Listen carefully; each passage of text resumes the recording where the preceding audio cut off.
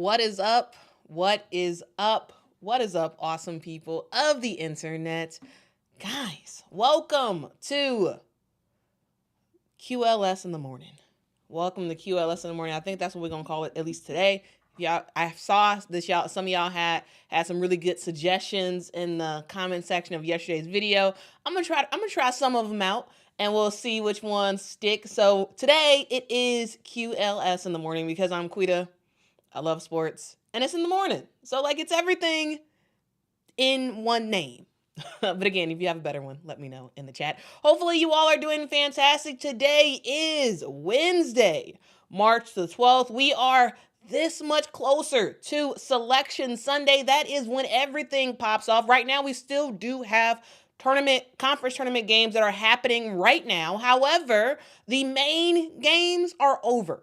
The main tournament games are over. That means the ACC, the SEC, the Big Ten, the Big East, the WCC. They're all basically done. And now we're just waiting on the remainder of the tournaments to have their winners. That way we can figure out who the 31 guarantee entries into the tournament is going to be. And we'll see the selections. We'll see all the different stuff happening on Selection Sunday. Sunday is the day to tap in again to women's basketball. Guys, we will be live for that, hopefully. So yeah, make sure to check out Selection Sunday. That is really when college women's basketball is back. Though it is happening right now, it's just some of the lesser known conferences that are happening right now. Now, in this stream, what we are going to do is we're going to talk about the theme of improbable, not impossible. That is the theme of today, and that's going to be in the stories that we're going to talk about today, with the exception of this first one, which I just want to give y'all a quick update about. The Naismith Hall of Fame committee, they put out their Naismith Women's Defensive Player of the Year nominations already. And so I do just want to briefly say the names of the people who are in the running for that. Now, I am not going to go in depth about this stuff because, one, there are some snubs that I do want to dive into in a separate video. This live stream is not long enough to actually go through all of my commentary around who was on this list, who should not be on this list, who should be on this list. And so, yeah, we'll handle that another time. However, I do want to just mention the names of the players who are in the running for this award, and that includes Lauren Betts of UCLA, Talasia Cooper of Tennessee, Rory Harmon of Texas, Hannah Hidalgo of Notre Dame, Anissa Morrow of LSU, and we have a second list, so it's like a two-team thing.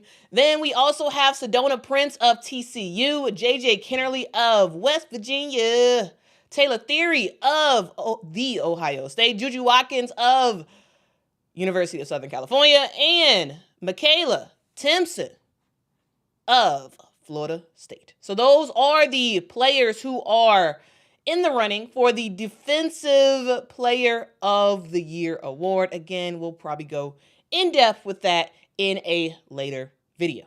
Okay, let's actually go on to the theme of today's show, which is improbable, not impossible. And we start with Oregon State. That is the headline story of today because there's some stuff that I want to talk about in terms of their unbelievable comeback. So here's a story about how the Oregon State Beavers rebuilt a championship team from the ground up. Now, a year ago, Oregon State women's basketball was the nation's Cinderella story, right? They were unranked to start the season, but with the likes of Reagan Beers, Tamia Gardner, Donovan Hunter, and Talia Von Oelhoffen, they were able to fight and claw into success on the court and trying their best to get some recognition off the court. The team would go on to see a 27-8 record overall last season, going 12 wins, 6 losses in Pac-12 play. Still, even with that, like, pretty good record, like really good record, actually, and great success in the Pac-12, still no one really cared. They went on to the NCAA tournament, finding their way all the way to the Sweet 16, where they ultimately took down Notre Dame. And Talia Von Oelhoffen was saying, y'all better put some respect on our name. For you, you tweeted, "Where do we submit our application to be America's team?" Let's go. So make the case. Let's hear it. Oh, we just made a TikTok about this, so stay tuned for our real application. But no, I just think there's so many big names in women's basketball and names that you see repeatedly in the media, and they're great players and they should be talked about. But I think, I don't know what the numbers are for media coverage, but we haven't been talked about a lot. We've been on the Pac-12 network all year. A lot of people haven't had the opportunity to watch our team, and so to be on this stage now, I had people texting me that Notre Dame was talked about all game, and so little things like that drive us. But it's just this team plays so together, and we're so unselfish, and we love each other so much, and that might not get views, that might not get clicks, that might not be a headline that pulls everyone in, but it wins games, and it's important in between the lines. And so I don't know, I just think this team is so incredible and so special, and so we might not have the big names in the commercials and TikTok stars yet. We're trying, but no, I think that's all that means is just we're America's team. We're selfless. We play together. We're a family, and that's a story. That's a headline that I can get behind, and I think a lot of people should too. So that's what was said last year, right? The Beavers, they fought their way all the way to the Elite Eight. Again, going from an unranked team before the season started to making it to the Elite Eight. I call that a Cinderella story. How about you? They ultimately lost to the eventual champs, the South Carolina Gamecocks, in the Elite Eight. And Oregon State, they were starting to get some respect. It was like, okay, this is a good squad. They got a good team, but what's going to come next year? And ultimately, they ended up collapsing within the span of a couple weeks after their loss in the Elite Eight. We saw everything that was built for this team just crumble. And as always, conference realignment has messed up everything. The team was gutted when the Pac-12 was done.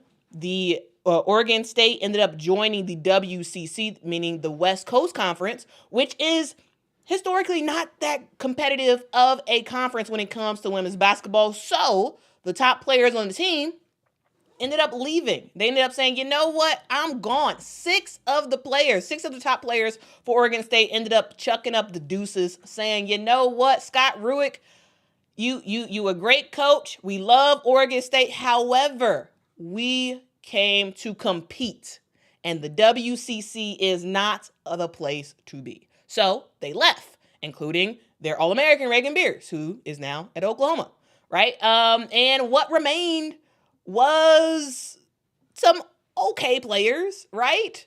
They ended up having a depleted roster, and they had some, they ended up having a walk-on, even playing some significant minutes this upcoming year, and there was no real hope for another magical run, right? A magical run seemed out of the reach for Oregon State, and yet, here I am talking about this team.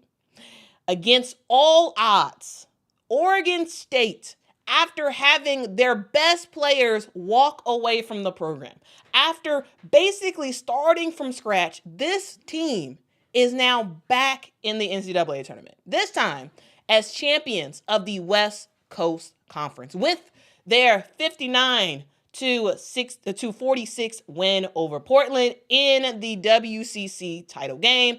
Ended up capping off a very remarkable rebuild.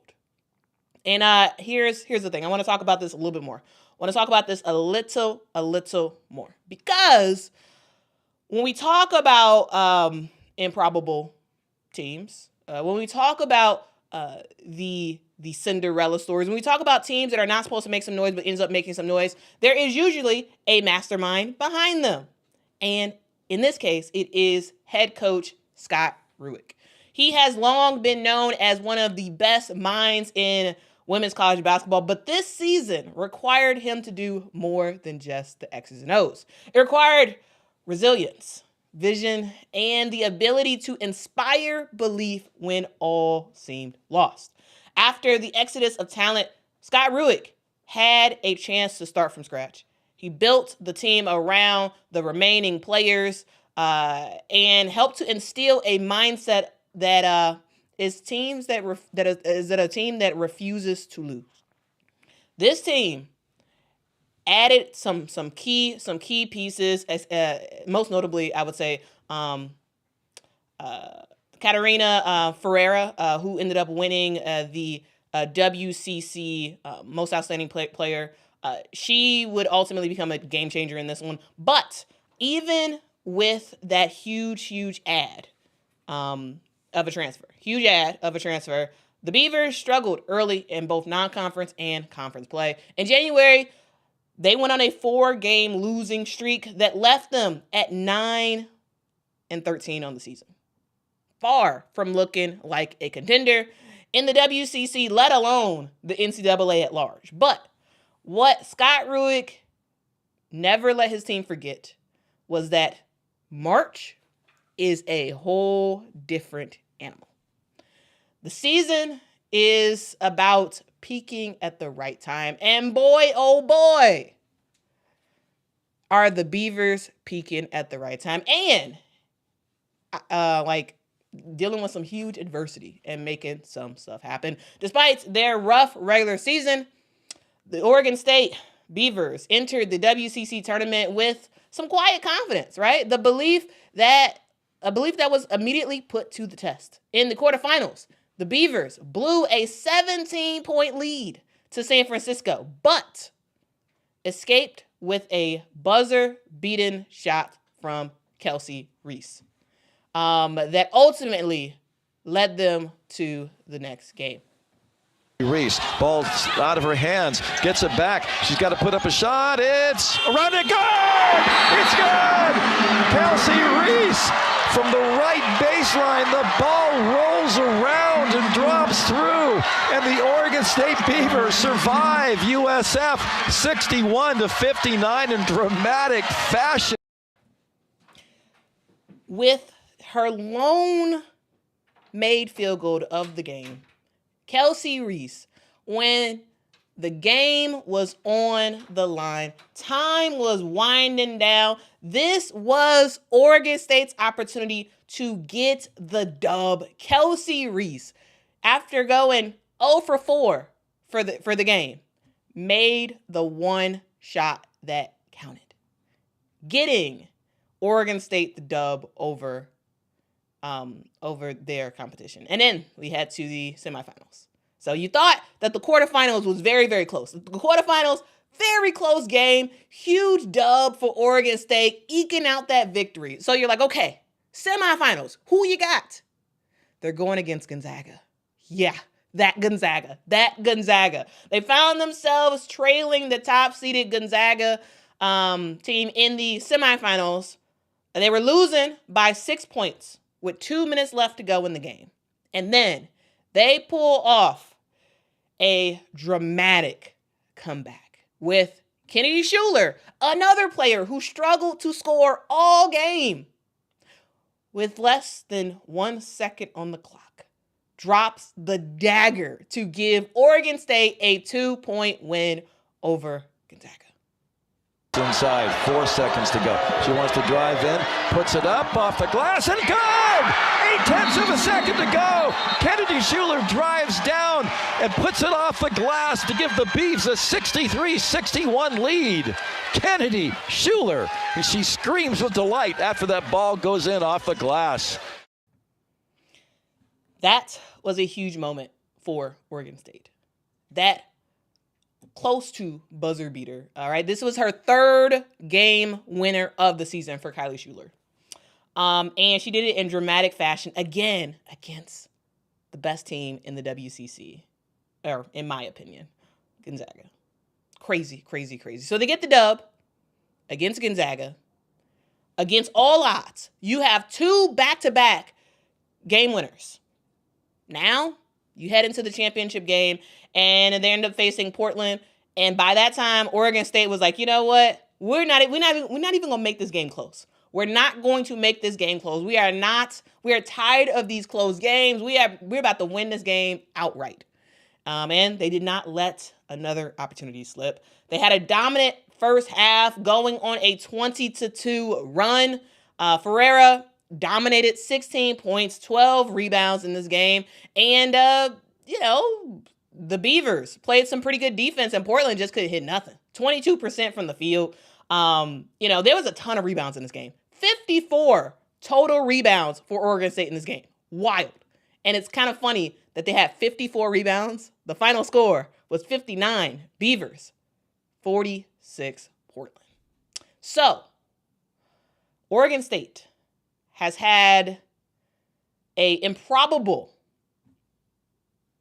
drive to the NCAA tournament. Very, very improbable. But, as I said earlier, improbable is not impossible. Just because it doesn't seem likely that you are going to be able to get to where you want to get to, they still did it. They still did it. And to me, this just means more. This means more because Oregon State has had more talented teams in the past. Absolutely. Absolutely. This is nowhere near that talented of an Oregon State team. It's not. They've won more games. They've beaten tougher opponents, but few Beaver squads have displayed the sheer grit and perseverance of this one. This was not an extremely talented roster of an Oregon State team. It wasn't. This was a team that had every reason to fold. They lost their top players. They had a lot of uncertainty going into the WCCC due to conference realignment. They had a brutal start to the season. Any of these things could have been the thing that broke them.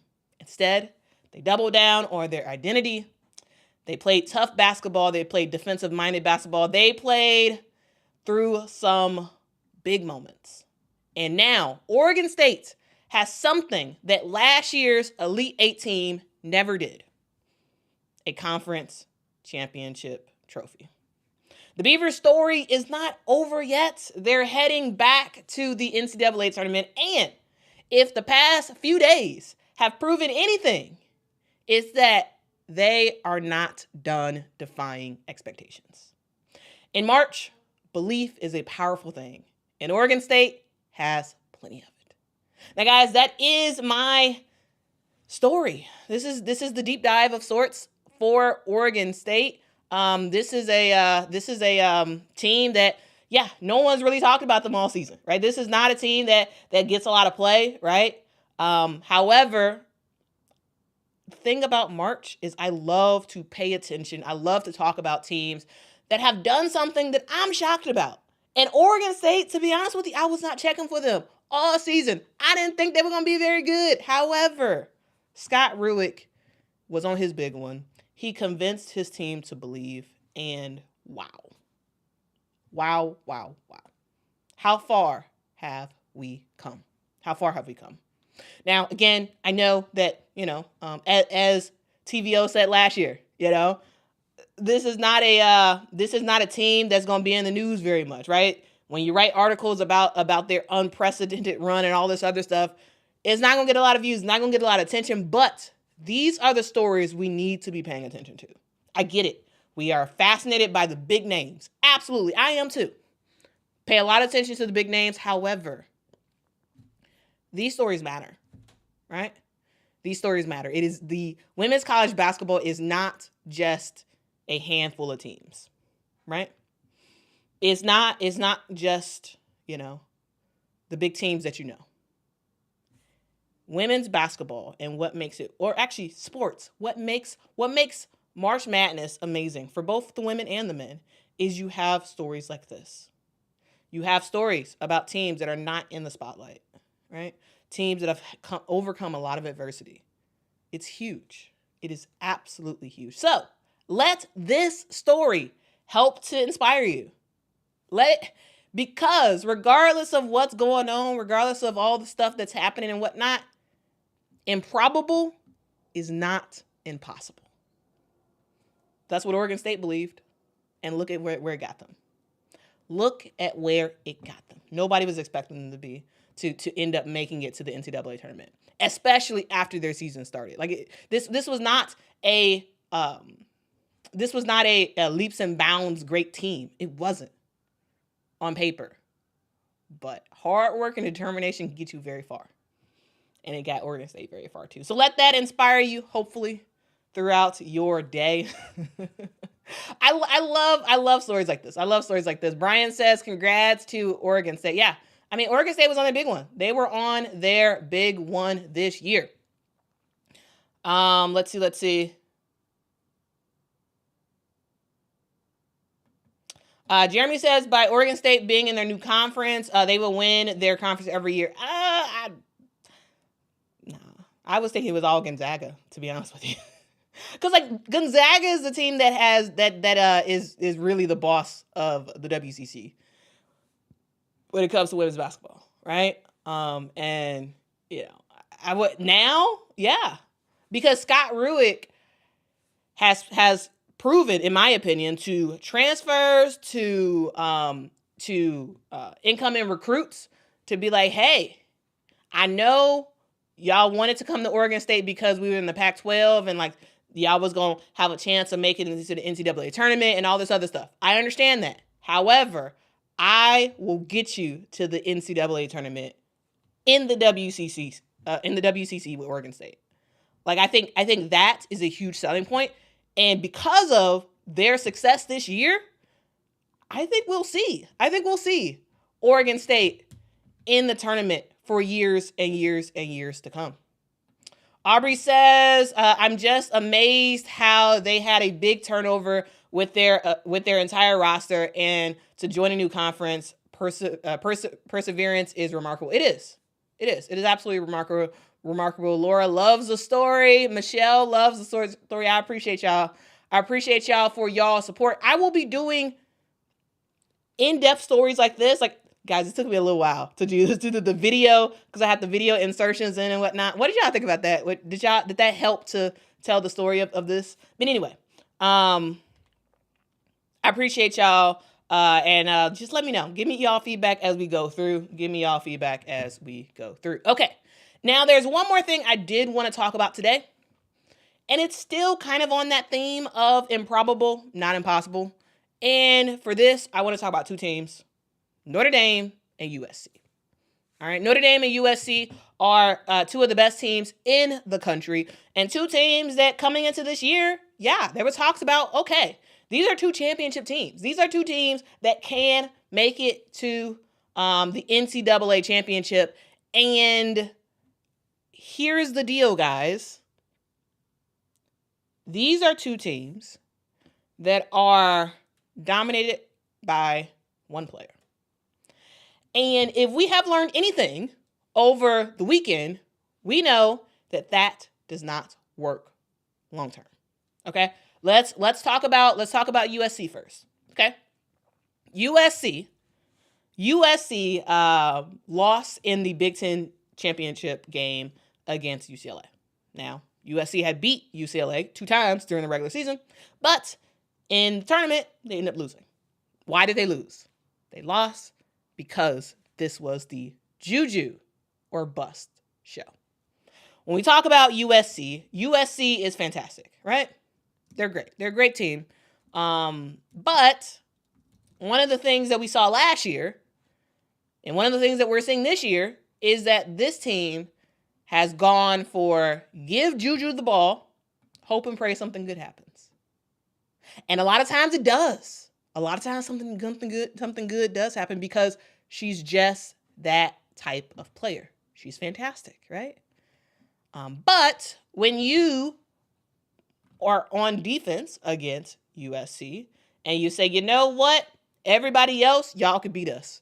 Our sole attention is on Juju because we bet that Juju cannot do this for 4 quarters. And in that Big Ten tournament final game, she couldn't do it for 4 quarters. In the first half, Juju was killing. It was all Juju Watkins in that first half. Second half comes, more pressure against Juju on defense. She's starting to get tired. She's starting to get tired. She's starting to be like, man, I can't do everything. And it's up to the rest of her team to show up. And in that game, in the Big Ten final, we saw UCLA have a spread out offense, right? Lauren Betts, 17 points. We saw Kiki Rice, 13 points. London Jones, 13 points. This was Tamia Gardner came off the bench, 9 points. This was a game where UCLA as a whole, they played like a team. They all were rocking together. This was a together team. Yes, Lauren Betts, by far the best player on this team, by far. But they don't exclusively just play through Lauren Betts. They don't. They spread it around. Sometimes the guards make some mistakes here and there. But overall, the team plays like a team. And we look at USC, and USC was all Juju all the time. And one player can't do it by themselves. Here's the thing, guys. I believe Juju Watkins is the best player in the country. I do. I believe she's the best player in the country. But if you give her the ball and say, save us, she will try her best. And she will do as much as she can. She will be very inefficient. She will get points. And when it matters the most, you will lose. Because one player in women's college basketball, one player is not the end all be all. They can't be. And that's something that we have learned with USC. If we didn't already know that, it's something you learned now. And here's the deal. In that game against UCLA, in the tournament final, Juju Watkins, 29 points, 9 of 28 from the field. Terrible numbers, in terms of efficiency. But she scored points because she had to. She just put her head down and just tried to do anything. Just tried anything and everything, because it was a one-man band. And the rest of her teammates, relative no-shows, right? Relative no-shows. Kiki Ira-Finn, who just had a fantastic game, scored just 10 points. The next leading scorer was Avery Howe and Talia von Oelhoffen, who both had 8. You can't win like that. You can't. And you shouldn't expect to. Here's the thing that makes it so confusing with USC. And I think ultimately it does come down to coaching. Like it just does. Like I this is one of those things where I know the individual talent of the players on this team. You have several 5-star All-Americans on your team. And they can't get a bucket? They can, but it's the way that this team runs their schemes. The way that the offense runs, Lindsay Gottlieb has everything running through Juju. Everything.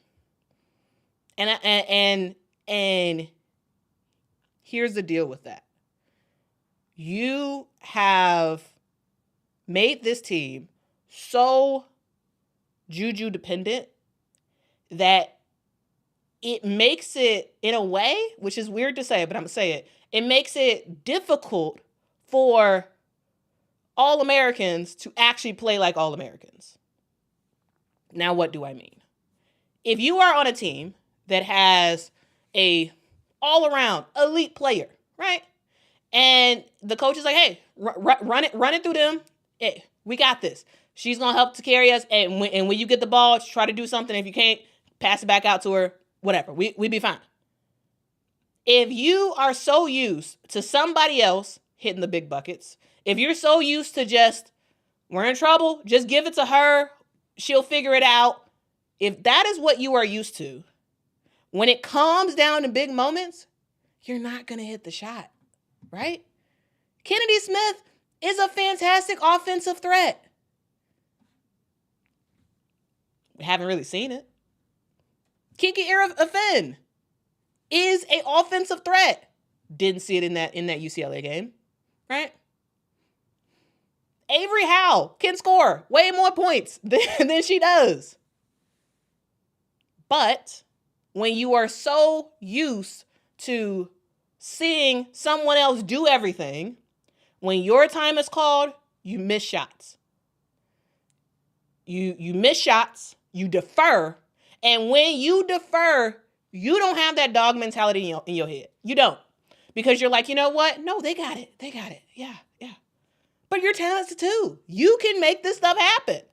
But if the scheme is just give it to that player, if everyone's saying it, if your whole team is like, you know what, just give it to Juju, you are limiting your opportunities to actually step up. And I think it's a combination of faults. I believe it's partly coaching that has, in my opinion, instilled this Juju or bust mentality where it really is like, oh, just give it to her. She'll figure it out. If she gives you the ball, try to score. But like other than that, just give it to her, right? I just don't know how you win. It's coaching and it's individual players not stepping up. Okay? This is a team, again, crazy talented. A lot of individual talent on this team. A lot.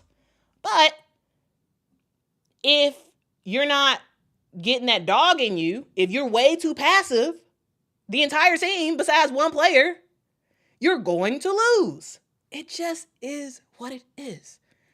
And then that brings me to Notre Dame. Because in my opinion, we have a similar thing. We have a similar thing with Notre Dame. It's not as extreme as USC, but it's still there. It is still there. It's that give the ball to Hannah and have her do something, right? That it feels like that's what it is. And again, you cannot win like this.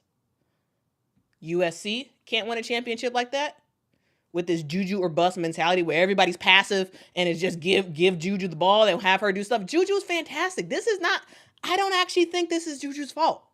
I actually don't.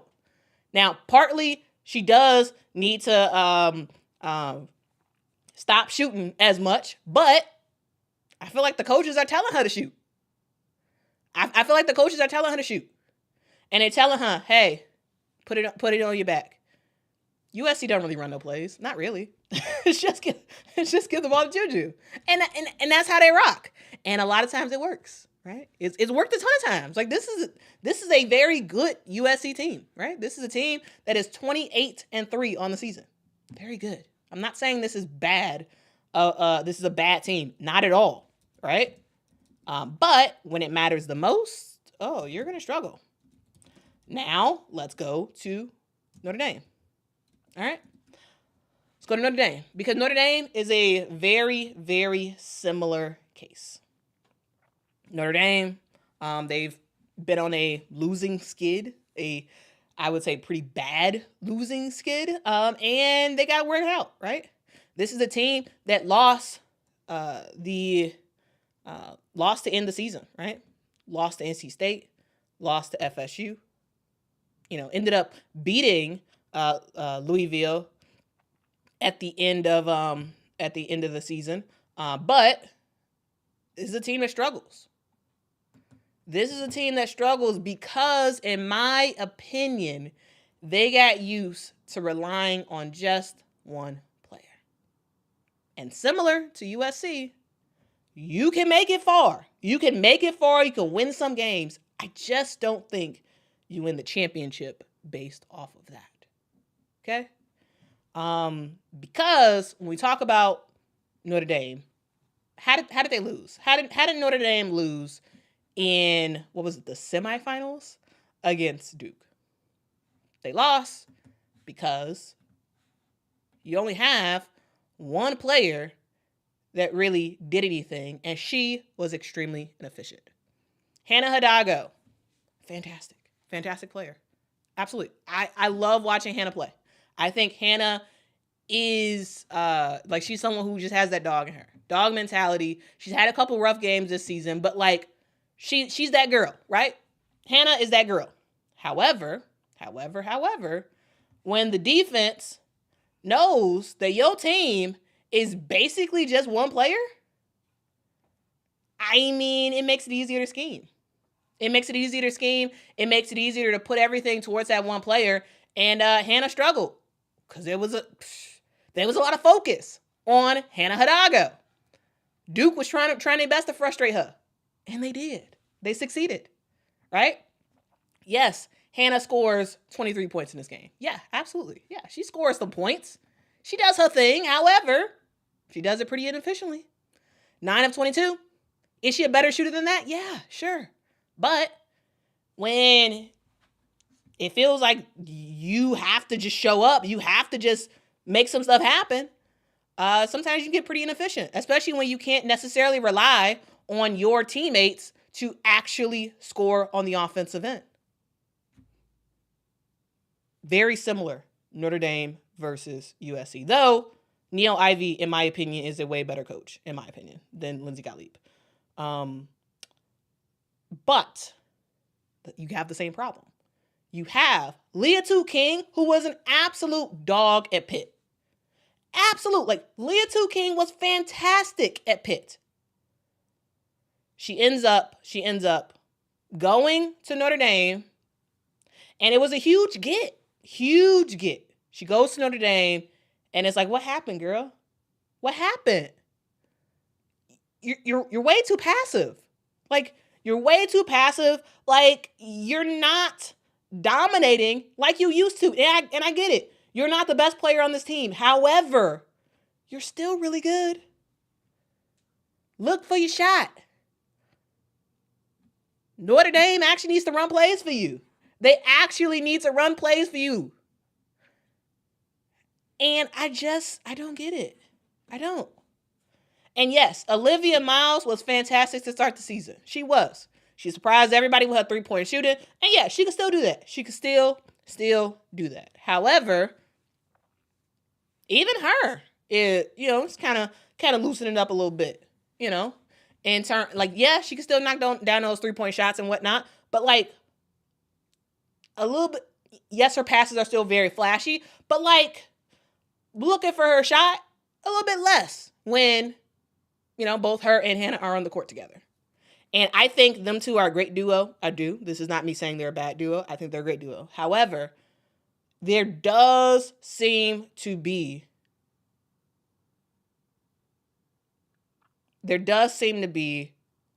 a connection between USC's problem and Notre Dame's problem.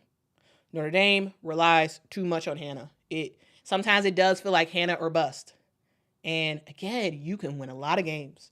You can even make it to the Final Four, right? You can make it to the Final Four. But I don't think that you can actually win it with just one player.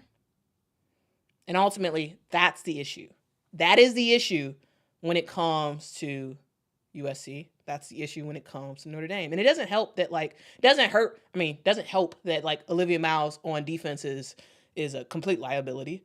That doesn't help at all. And it doesn't help that, sometimes Sonia Citron, yes, can get you 25 points in one game, and then barely get you 9 in another game. This is a team that is incredibly talented in Notre Dame. Kate Koval is fantastic. Fantastic, right? Sonia Citron is a fantastic player, will become a fantastic WNBA player. I believe that. I think she's going to be a really good player in the WNBA. Not all-star, but a really good role player in the WNBA. Olivia Miles, good point guard, defense, very suspect, but good point guard who can knock down some shots every now and then. Maddie Westbeld, she didn't play the full season because she was injured, and I'm just like, ugh, jeez. She She's literally 0 for 6 yesterday, or not yesterday, in the game against Duke. Like, it just, you need your starting center to play like a starting center. And unfortunately didn't get that from Maddie Westbell. And then you have Leah King, who's playing extremely passive. She's great. Great player. Like, seriously.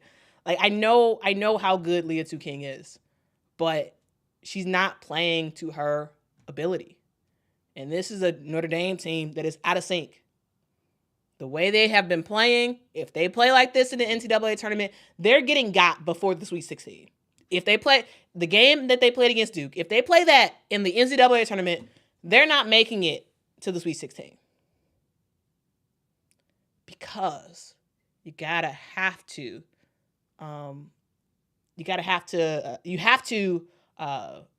focus more on just one player. Okay? You have to play better. You have to stop being so passive. Everything is not just about Hannah.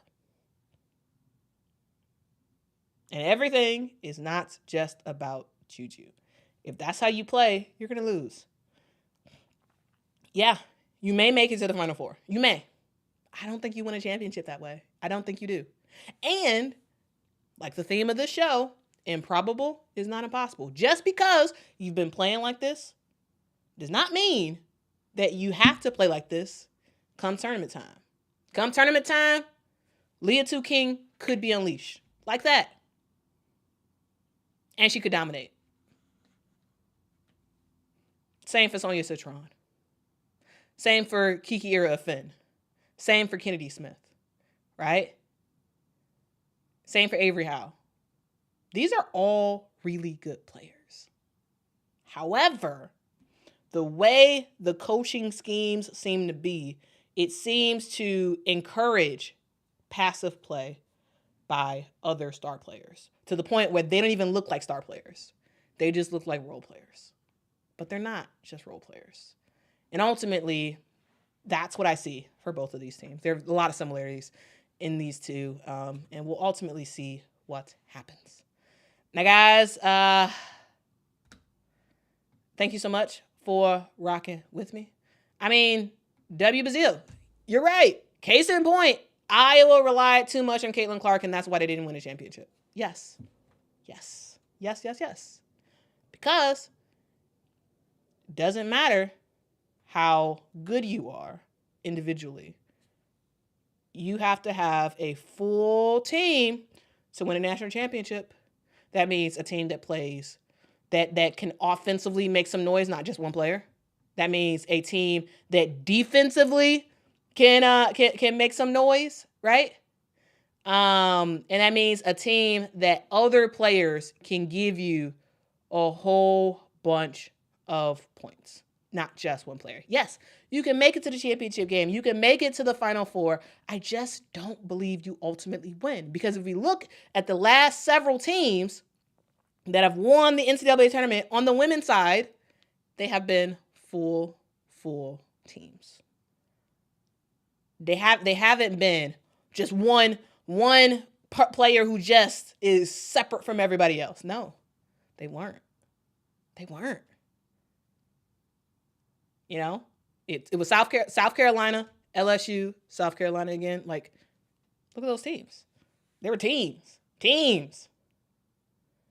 And they got the job done. Okay? They got the job done. All right, guys. That has been the stream for today. I have gone way over. So I apologize for going so long. I try to keep these around 30 minutes. This is about 44 minutes, so sorry about that. Guys, if y'all could, make sure to hit that like button, hit that subscribe button. I make content all about women's basketball, and we have a live stream here every single morning. So make sure to tap in. Make sure to tell a neighbor, tell a friend that Quita Loves Sports is in the morning, and talk about some women's hoops. Guys, lots more in store. Got a stream tomorrow, and yeah, man. Y'all have a great day. I love y'all. And yeah, rock out. Happy Wednesday, guys. Happy Wednesday. Until next time, guys. Bye-bye.